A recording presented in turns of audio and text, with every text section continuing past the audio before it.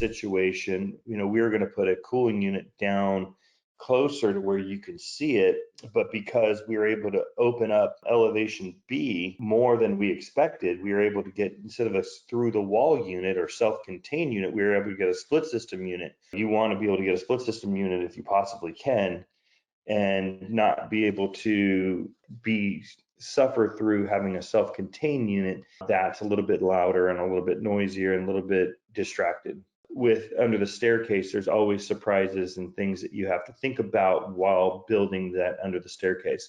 And cooling is the most important, because you have a staircase. Sometimes you can't put it over the door, and you can't put it on the ground.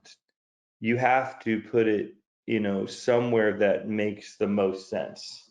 And because under the staircase is so small, you don't have a lot of space to put a cooling unit. So to find extra space and to be able to duct it in or do a split system and hide the unit in a small space like that is very key to building the best wine room, getting the most bottle capacity, and getting the most aesthetic pleasing look. So a split system is 2 units, similar to an air conditioner. That is the condensing unit that goes outside, and then sits on a pad that's 30 inches by 30 inches. The unit itself is only 1.5 by 1.5, but we have what we call a doghouse that covers that unit to give it the proper airflow, but to protect it from the wind and from, the weather elements that are out there. That's the reason why you get a service every 6 months to a year, because of the elements, the wind, the rain, that's dirty, things get clogged. This is the heart and soul of your entire wine room. To protect that investment of your wine is to service that unit on a yearly basis.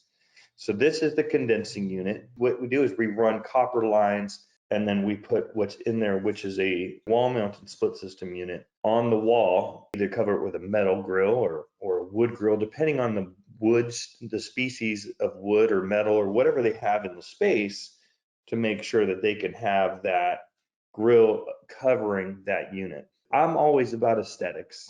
I'm about functionality, then aesthetics. And when you look at functionality, is that you want to have a split system unit. In this space, we didn't have the space for it, so we were going to do a through the wall unit right above those racks that you were showing us.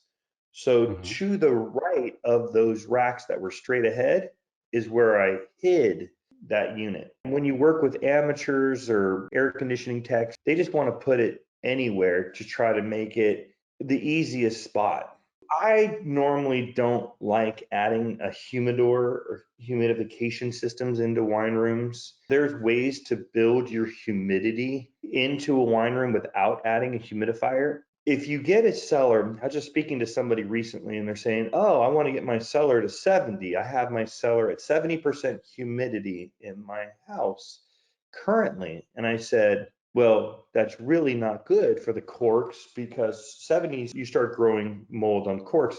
And if you want something short term, a year or two for the wine, I'm sure it's going to be fine. But 3, 5, 10, 15, 20, 30 years, that's too moist for a cork.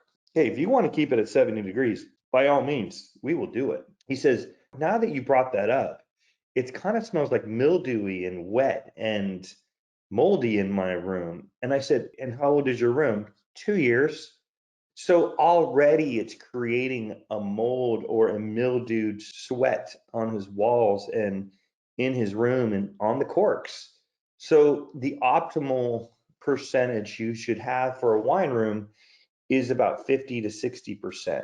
Being at 45% is fine. Being at 50, 55, 60, getting to that 65, 70% is just too high for the corks and the longevity of the room. And if you start smelling odor, then you know it's not the right way to store the wine. This is a humidification system for his cigars. So he actually can store cigars in there, but it also blows obviously some humidity in the room. But being at 58 humidity is absolutely perfect. So he has some cigars in there, and if he left the cigars at 40 to 45%, it wouldn't be enough. We compromised at around 60% humidity for that space, which is great for both cigars and the wine.